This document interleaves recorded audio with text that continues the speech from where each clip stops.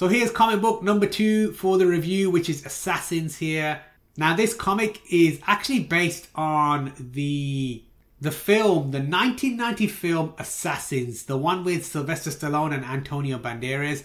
I kind of wanted to base it on that. Very loosely based, right? Very loosely based. So that's where I kind of like got my idea for the name of this story, and very, very short story and what's happening. So that's where I went with this story here. So that's where I got the idea from. So we have a front cover here, which is different to what we had with the warehouse. There was no front cover there. So we have a front page here with my very limited, at the time, March 2019, right? So my limited Photoshop capabilities, we've got this front cover here, designed very basic. And we also have this name here, this publishing name at the top, which all companies have, right? Every comic book company, every comic book has their publishing name on there.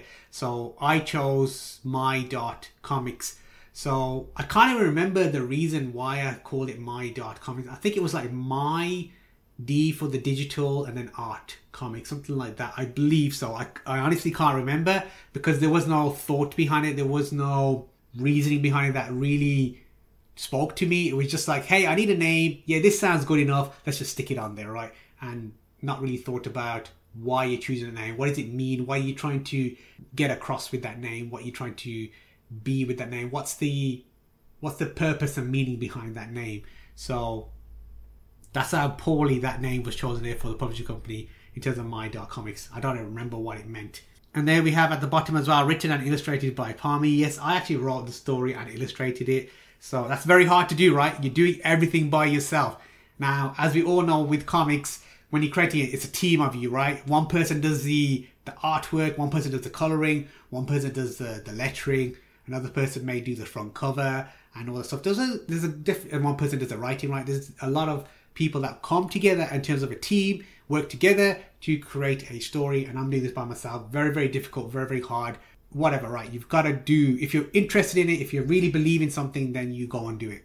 We turn the page and we have some artwork of this character here who is called the Velvet Assassin, with my very limited Photoshop ability skills back in March 2019. So that's what we got there. And then we even have a disclaimer here that you would see in any comic book or any professional comic book. You open it up, you'll turn the page. Within the first page or so, there will be this disclaimer here. So that's what we're getting here. So I'm quite surprised I put that there. Now, before we even get to the story and look at the problems, I want to address the character designs here of this character here and of this character here, right?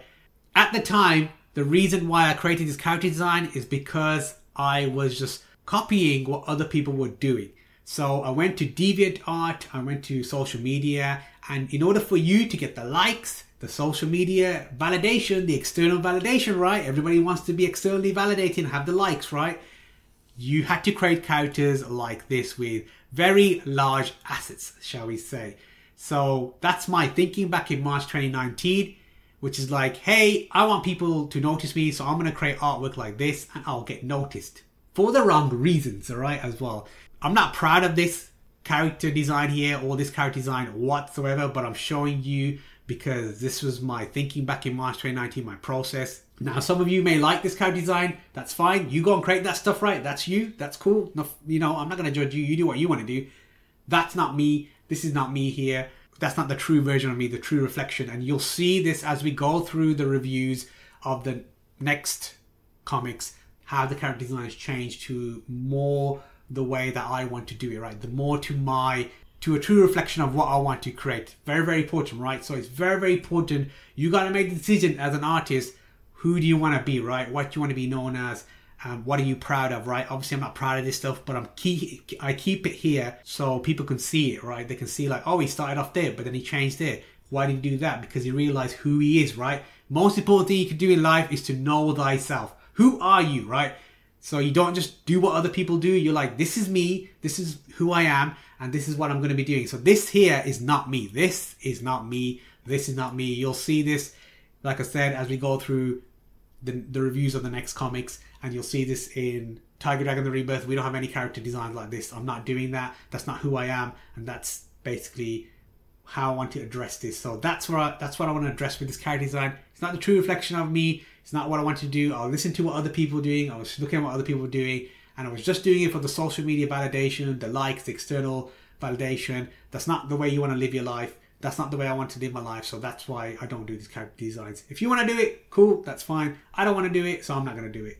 Right, enough of that. Let's get into the actual storytelling and show you how bad that is, because let me tell you, this story is really bad. So let's go to the first panel here on page 3 here, and we have a dialogue which is okay, right? Give up, Emily. There's no way to run, so that's fine. The pose could obviously be improved a lot. The pose is okay, I suppose, and the expression needs to be improved in this panel in order to give that dialogue some sort of tone, right? How is she speaking this dialogue? How do we know, is this person angry? Is this person, what kind of mood are they in order to have relevance to this dialogue in terms of the tone here? At least one thing we do know is that this character's name is Emily now, you know, right? Because she just said, give up, Emily, there's no way to run. So the reader knows straight away that this character's name is Emily. Even if you just open the book and you're reading, you're like, oh, I know, yeah, this character's name is Emily. Cool, okay. So moving on to panel 2, we have this dialogue here. Why is this bitch after me? Yes, we have some profanity in this story. That's absolutely fine. The dialogue is okay, right? The expression probably is okay as well. Maybe could improve that, and the pose is fine as well. So not much to do in terms of this panel here. Good enough. Then we have this large panel here, panel 3, and we have this character here with the dialogue here, hand over the drive, Emily. Now, we don't need Emily again. She just could have said for this dialogue, hand over the drive. She doesn't need to say Emily again, no point, because she's already said it here, so that doesn't make sense to say it twice again, because we've already given that information to the reader in panel 1. And here in panel 3, we need a better expression here, like how's she talking? So even though we got the exclamation mark here, we don't have like the expression of this character here, the tone. So what tone is this being sent? So I'm asking the reader to assume that this character is angry or annoyed, but the expression doesn't show it. So we need to do better here with that as well, especially with this panel here. On to page 4 here, panel 1 here. So we've got the dialogue, what drive, which is fine. You know, the dialogue's okay, I suppose. We could have had she's shooting her gun here, so we could have had like a sound effect here to emphasize the shot of that, the gun, the bullet coming out of the gun, right? So some sort of sound effect here. Could have moved the hair as well to kind of emphasize the pose here. And this arm looks kind of like weird as well with the pose. Looks like it's stretched at a weird angle, so that doesn't look very natural. So we definitely could improve the posing there. So page 4, panel 2 here. That dialogue is fine, right? I won't fall for that excuse. Now hand over the drive or else you'll end up like Alex. So we're giving the reader some more information here with like, who's this Alex, right? So that's a question for the reader there, like, who's this Alex? It's like a question for the reader. That's good. We need that, right? To keep them interested with the story. Again, the artwork is okay, right? This arm looks a bit weird in terms of like stretched like that. It doesn't look very natural. And again, we have the gun firing here. We could have used like a sound effect to emphasize that the shots are being fired from the gun here, like where they're going, right? We could direct, for example, the bullet where the bullet's going, right? The direction. We could have like the sound effect going in that direction or something. So I didn't do that. Didn't know any better then. So that's what we got here. Page 5 here, panel 1 here. So the dialogue we have for this character, wait, you killed Alex? The expression here is fine, right? She's sort of confused. Probably could do a bit more with the expression, and the character pose is fine as well. We could also, with the dialogue here, the font, the dialogue, the word balloon here, sorry, is we can make the word into one of the words bold to emphasize it. So we could have something like, wait, you killed Alex? So that you could be put into bold to emphasize that, which makes for better like makes for better storytelling, makes for better reading when you're reading it out, and that's how you would read it.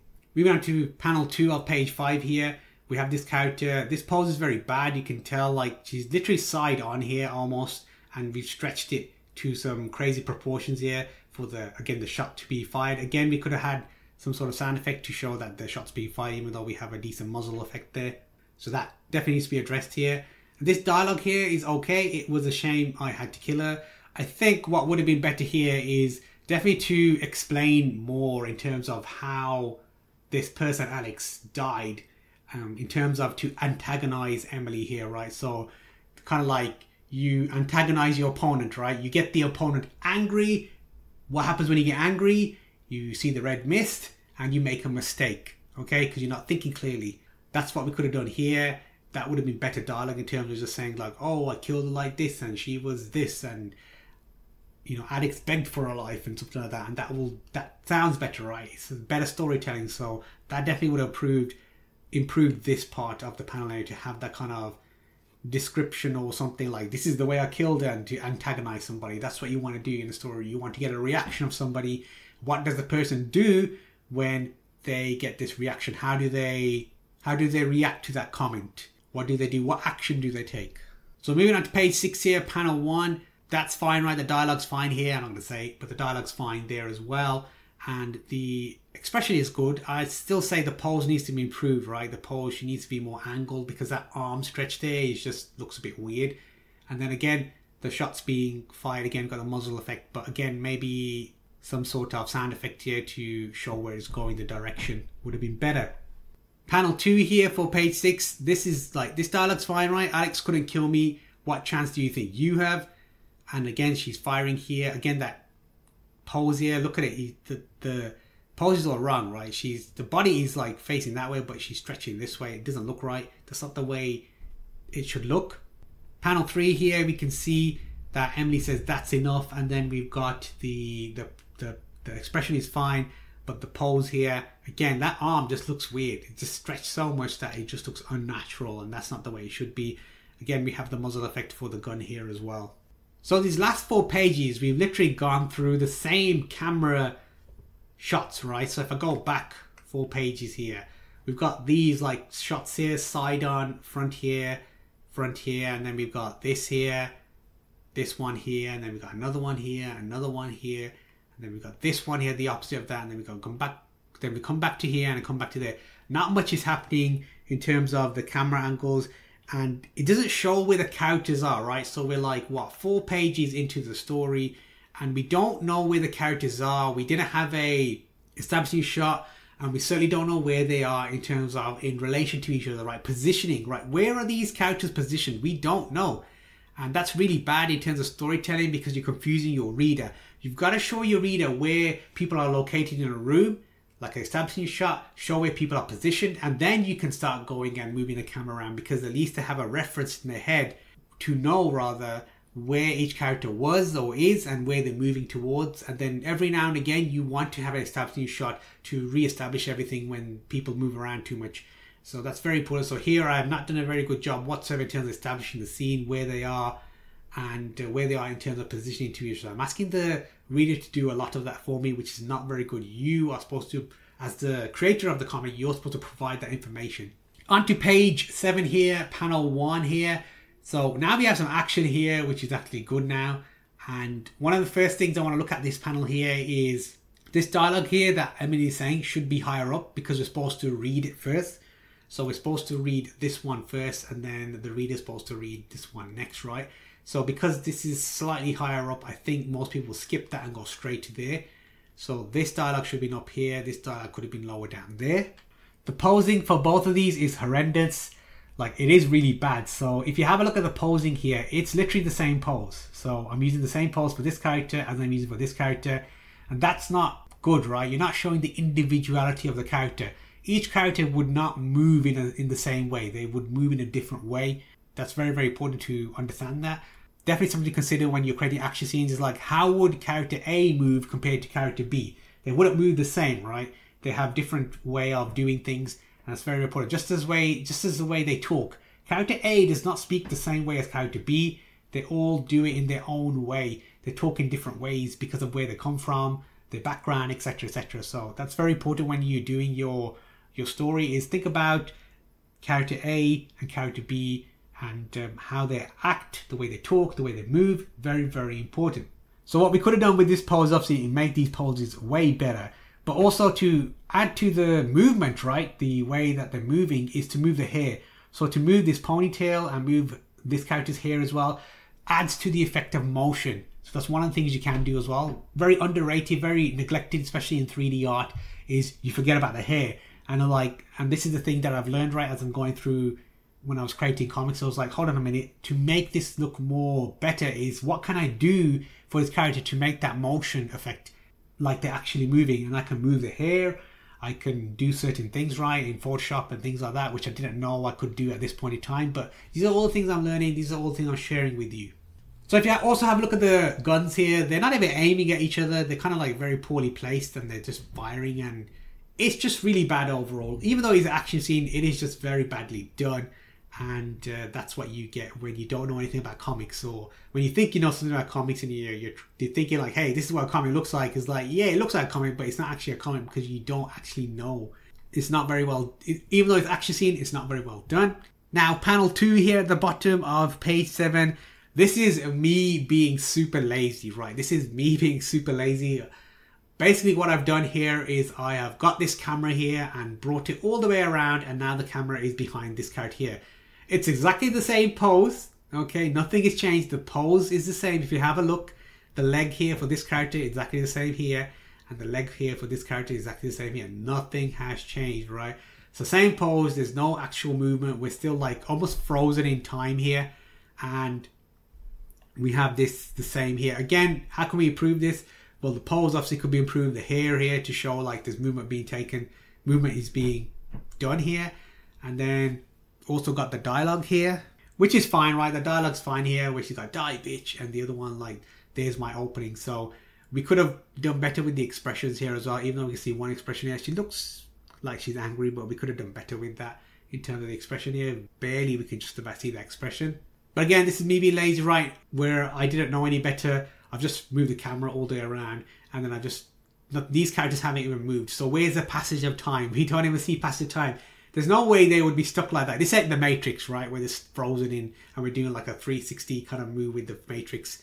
Did that in the movie. So there's no passage of time. They're stuck in the same pose, same position almost. Exactly the same position actually. So not very good in terms of showing the action in that scene, in those two panels here.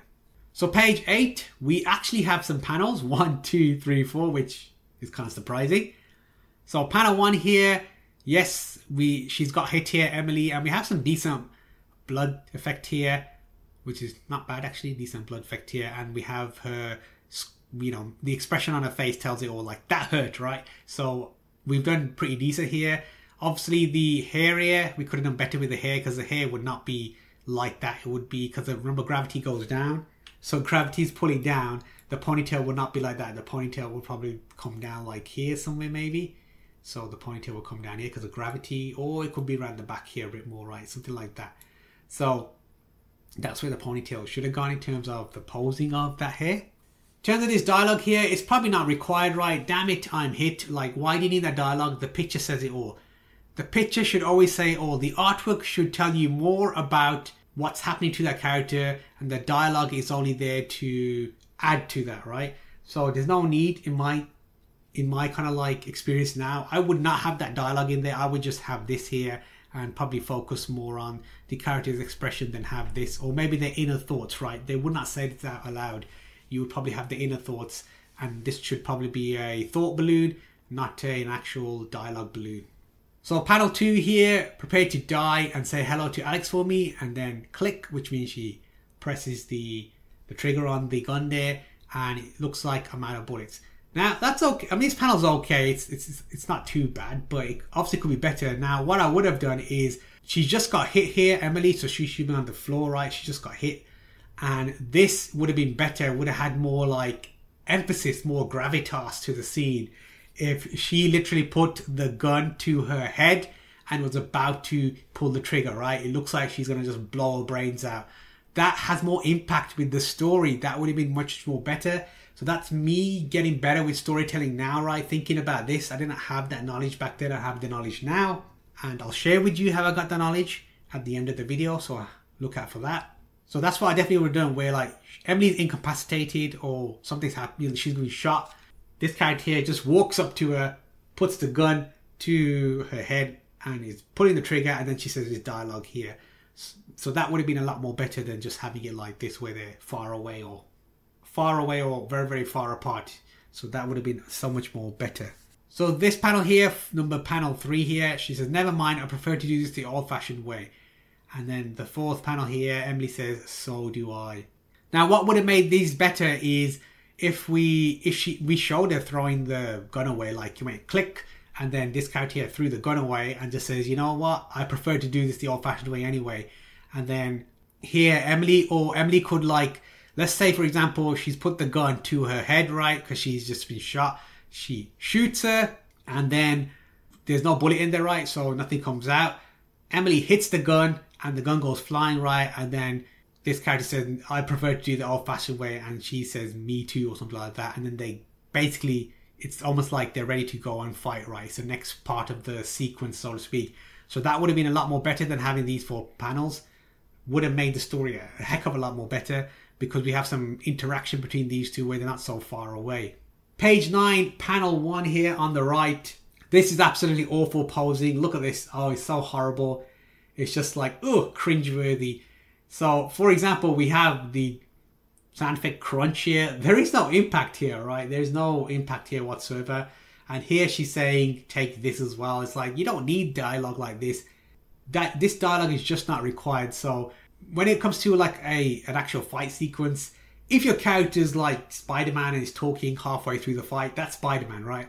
These characters ain't like that, so we don't need this dialogue here. We just need to show the action, what's happening, and showing the impact of each move. That's all we need to show.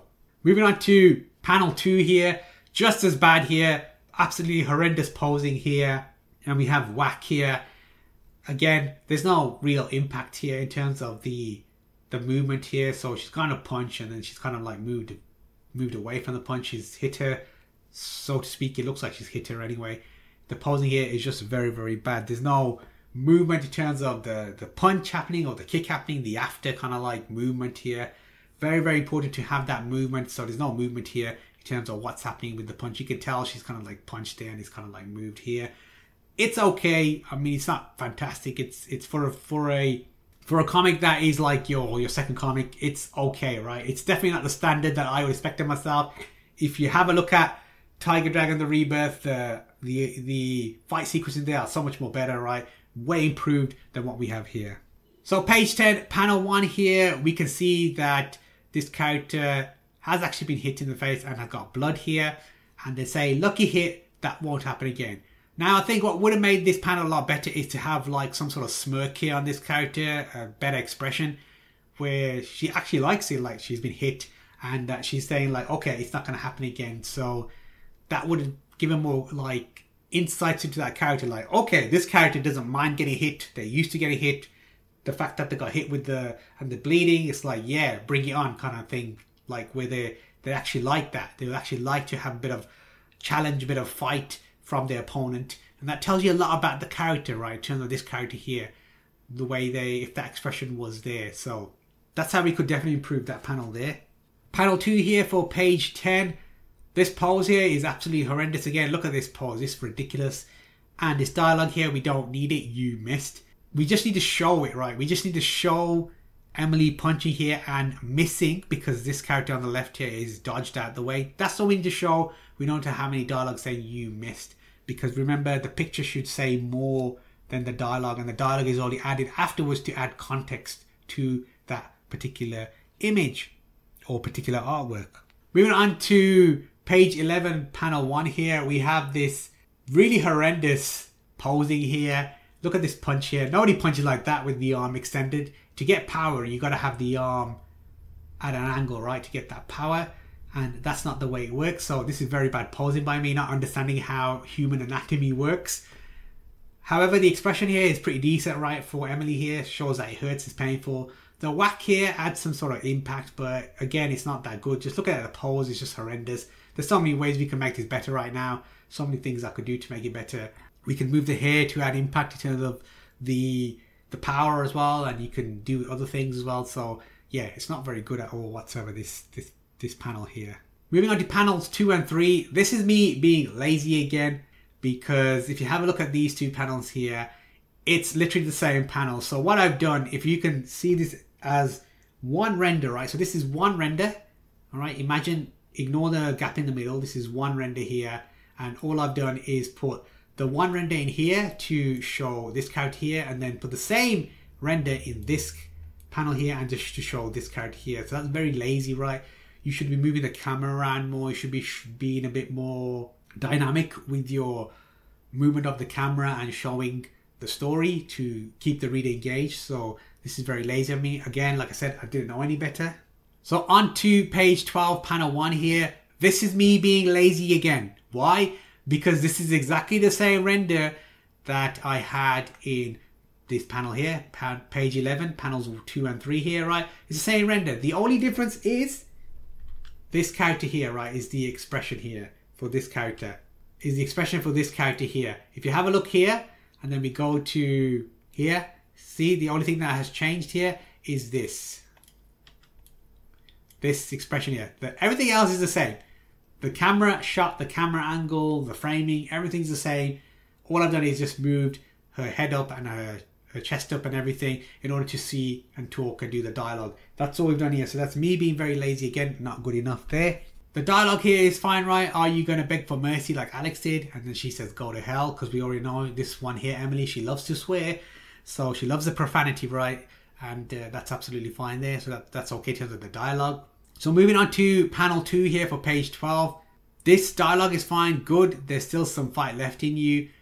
And then Emily says here, I'm not done yet. I don't think we need this dialogue here, because the fact that she's getting up from being knocked down shows that she's not done yet. So I wouldn't need that dialogue there. That's not good.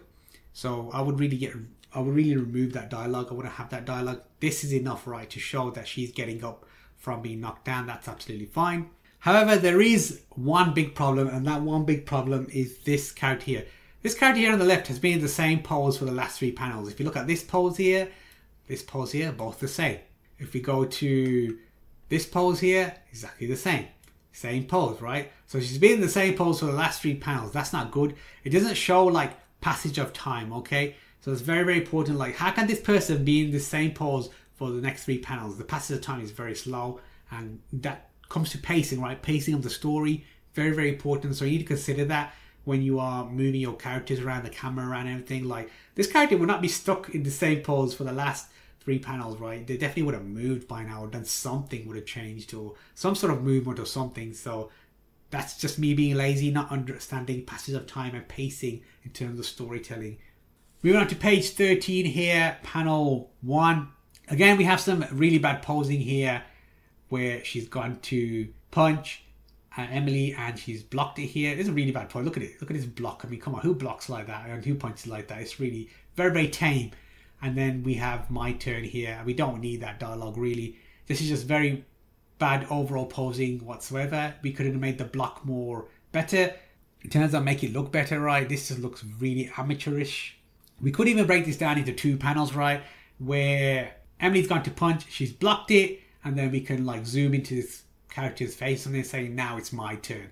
And then we go to this panel here, which is panel 2 here, page 13, where we see her kick Emily and she goes flying. Again, this is very, very bad posing again. I would admit it straight away. This is horrible, horrendous posing, because this is like a standard pose that you can get from Daz Studio, right? I didn't put any thought into the pose, change anything to make it look unique, anything. It's just standard posing that I've used and just positioned the characters. So very basic there. And then we have the smack sound effect here to add some sort of like impact to it. There is some impact, I suppose, to the kick here. And then we have the expression on her face, which is okay. What I would say, to go from this panel here, like it was blocked here. So this punch was blocked, and then to go into this panel here where she kicks her, that's a bit of a stretch, right, in terms of the passage of time. What happens in between the panel here for the reader to kind of like understand how that happened. That's a lot to do that. So I definitely would have like broken that down a bit more in terms of how this happened. So definitely would have had those 2 panels here, maybe 2 panels here as well, something, just to break it down, just to show like how it happened, okay? Because we're asking the reader to have a big stretch from here to here. How did we go from here, blocking, to her kicking from here, right? There's a lot of movement and things happening at this point in time in the story. So I'm asking the reader to do a lot of using the imagination in this part of the panel here, where there's nothing, right? There's like this is where you as the reader has to imagine, oh, this is what happened in order for this to happen in the next panel, right? They moved here, from here to here, something happened here. My imagination does the work as the reader, and then it goes into here, right? And I'm asking the reader to do a lot of imagination in this portion of the story. So that's not very good at all as well. For page 14, panels 1 and 2, again, this is me being very lazy again. So what do I mean by this? Again, imagine the one render here. This is the one render here, right, that I've done. Ignore the gap in the middle. This render here, so I've put this render into this panel here and just cut out in order to get this character here. And then the same render, which is this one here, put it over here and just cut it out to show this character here. So not very good at all. That's very lazy. Not something I would definitely do now. I don't do that anymore actually, because I have more knowledge in my skills, like I said, in terms of storytelling. So that was me very lazy back in March 2019, doing that a lot in the panels, which is very lazy, and I don't like that I was lazy then. But that's how you learn, right? You look back at your work before, you're like, oh, now I notice what I could have done better there. Now I notice what I could have done better there. And what does that mean? It means you're making progress. It means that you are understanding the books you're reading, the content you're consuming. You're like, oh, okay, I see I can improve that now. I can see I can make that better now. I know what to do. And that's good. That means you've showed progress, and progress is all that matters in order for you to get better at whatever you want to, whatever you're doing right in life. So with these two panels, 1 and 2, ideally Emily should be on the floor right now. So she should be like on the floor, not still midway through. And this character should be making her way towards her. That would have been a lot more better in terms of telling the story. The dialogue is fine, right? I've had my fun. It's time to end this. That's fine. We don't need this here. She should be on the floor.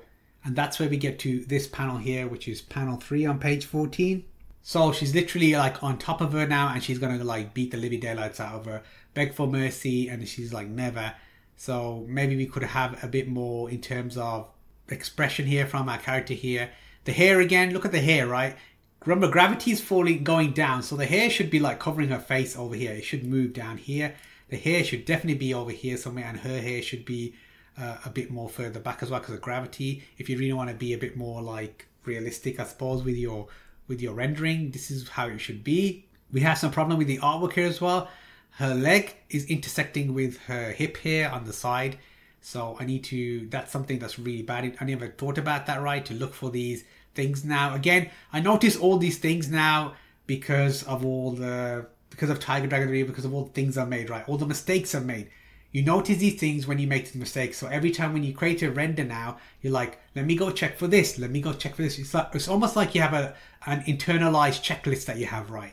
So you go through your checklist. You're like, okay, this panel that I created for this particular story is done. Let me go through my checklist, right? My kind of like mental checklist, which is like, is the hair okay? Does it make sense? Is the hair going that way? Should the hair be moving? Is there any body parts intersecting? Is there any poking, right, in the clothing or anything? No. Okay, is there any this? Is the lighting good? Yes. Okay, yes. And then you go through like a checklist, and then you hit the render button, so to speak. So this is something you build up over time, your own checklist, and it becomes like natural afterwards, right? You don't even think about it. It's just something you do automatically in terms of the checklist of what needs to be done before you hit that render button or before you move on to the next panel.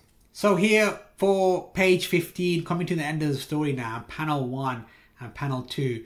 What's happened here is the characters have moved. So this is really, really bad in terms of storytelling and positioning. If you have a look at this panel here, look at the way the characters are. They're kind of like side on here. And then this one here, if you have a look at this pole here, or this kind of like part of the masonry, or what you want to call it right here, is look at where that position is, which is this one here. So they've obviously turned halfway, which is not good in terms of like storytelling. They've moved, but you don't know why they've moved. So it's kind of like off-putting to the reader, like why they moved. The camera could have moved, right? So I could have like taken the camera and moved it across this way. So what I could have done is the camera's like this. I could have moved it across this way from behind, right? And then we could have had the view from behind from here, right? So I don't know why I did that, why I moved it like this. So I didn't know any better, like I said. Moved the position of the characters. So all I did is turn the position of the characters here so I can have the same camera angle here or whatever I want to do. Not very good whatsoever in terms of that. So with this here, I've noticed that the dialogue is wrong. Now where's the drive? Now where's that drive? That dialogue should really be here. And this, what a disappointment, should be here at the bottom. These two dialogues should be reversed. We don't need this profanity by her because she's getting the living daylights beat out of her, and that's why we got the crunch sound here, which is to add the impact, right, of the hits here. And what I've also noticed is that the poses here, the pose for this character here is exactly the same again. So it's almost the same pose here. Nothing has changed in terms of the pose. And again, the hair, right? Look at the hair. If she's facing down, gravity is pushing the hair down. Gravity is pushing the hair down. So this hair should be coming over her face like here. At least some of it should be coming. Even this bit around the ear should definitely be coming over like this or something similar. At least some of it should be coming down like this. And even like this, something like that. Even on the other side here should be coming down a bit like this. To add to that realism, if you want to add it to your story, but definitely to add to the motion, right? To motion of this character is actually kneeling forward. Even though they have this kind of like hairstyle, it should still be coming forward in terms of gravity. So page 16, panel 1, boss, I have the drive. Good work, agent. That's fine, right? The dialogue is fine. It's not the best, but it'll do. However, one thing you need to notice is she's got the drive. Now, how the heck did she get this drive here? Where did it come from, right? Where did this drive come from? We didn't show it. How am I going to explain that to the reader? The reader's just going to think like, oh yeah, she got it from this character here. But where? How? Where did she find it? Where was it concealed on her? Or where was it, right? So where the heck did this drive come from? Not very good storytelling. Obviously, now I would have shown that, right? I would have shown a small panel of this character searching this character Emily here and finding the drive on her somewhere, right? That's what I would have shown. So again, didn't know that then, but somehow she found the drive. Wow, great storytelling. Some of this storytelling is so bad that it's just as bad as the latest Marvel stories we have, right? It's just as bad as that, where none of it makes any sense and things are just happening for the sake of happening and there's no thought being put into it. So that's why I'm showing you storytelling. Like, look, I've tried my best, what I thought was good, but obviously as we're going through and learning, getting better, we see these flaws, right? Which is good, which means you make your progress, like I said. So this panel here, panel 2 for page 16, actually pretty good, right? Because we have got the viewpoint from Emily now. So we lower down the camera angle, you can see that it's a bit blurry. And so we've got that kind of viewpoint from Emily, right? Even though she's KO, she's still awake, right? She's still kind of like barely awake in terms of seeing. That's why it's all blurry out. That's kind of cool. That's pretty decent. This dialogue here, is Emily still alive? It needs to be higher up here, right? Because this is going to be spoken first. This is the first dialogue here. And then this one here is the second dialogue to be read, rather. So this needs to be higher up and that needs to be lower down in order for, or this needs to be just higher up. So we read that first. And then that's how we need to do that. So we need to move this higher up for this to make sense. Because at the moment what happens is you're going to go straight to read this. She's still breathing. And then you're going to read this dialogue here. Again, I didn't know any better. So that's why I'm showing you that. Don't make that mistake. So this panel here, panel 1 of page 17, needs to be in 2, right? Needs to be done in 2 panels broken down. So what do I mean by this? So panel 1 should be the conversation that's being done on comms here. So bring Emily back to the base for interrogation. That should be for like panel 1. If you split it into half here, right? Panel 1 here should be this conversation here. This conversation here should come over here. And then panel 2 should be, this part of the conversation should be in panel 2 here, right? In terms of here, if we were splitting it in half, we had 2 panels. That's how it should have been. That would have made more sense because currently, right now, what happens is when you read this, you're like, where do I start reading it from? So you're going to be, some people probably might start reading it from here. Like, looks like our friend still has a little more fight left in her. Okay, boss, bring Emily back to the base for interrogation. That doesn't make sense, right? You're not going to read that first. I think the reader's more likely to read this dialogue here first, then they go and read this one here, and then they go read that. It doesn't make sense in terms of that. That's why you need to change it. So again, the order of which the dialogue is said needs to be improved, right? It doesn't make sense in terms of that. And then we've got the final panel here on page 17, panel 2 here, which is pretty decent, right? We've got this, she says good night here, and then she's punching Emily. Remember, this is from the viewpoint of Emily. She's still on the floor. She's just about to see it. The punch is coming to knock her out now, and then we've got KO here to emphasize that it's a knockout. And then we've got to be continued here, which was obviously never continued because I knew how bad it was and I dropped it straight away there.